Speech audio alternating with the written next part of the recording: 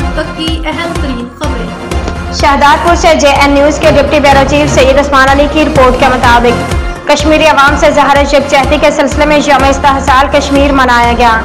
اس سلسلے میں کشمیری بھائیوں سے اظہار یکجہتی کے لیے ایک ریلی نکالی گئی۔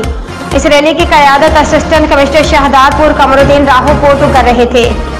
اس ریلی میں TEO male primary education Shahdadpur Muhammad Anwar Zardari, TEO male secondary and higher secondary education Shahdadpur Muhammad Rafiq Arain, مختار کار شہدادپور راہم علی زرداری، ہیڈ ماسٹر عبدالجبار راجپوت، سید شاہد کریم، پیر اکرام رضا، راؤ محمد یوسف، محمد عقیل راجپوت، محمد اسلم مغل، محمد ایوب لاکھو سمیت ریونیو اور ایجوکیشن ڈپارٹمنٹ کے امپلائیز نے بھرپور شرکت کی۔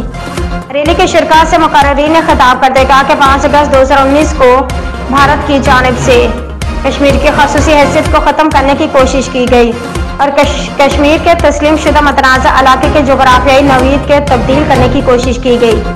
اس دن کو سیاہ ترین دن مناتے ہوئے کشمیری عوام کے جدوجہد کو خراج تحسین پیش کرتے ہیں اور اقوام متحدہ اور عالمی برادری سے مطالبہ کرتے ہیں کہ کشمیری عوام کے حق خود ارادیت کو فوری طور پر بحال کرایا جائے۔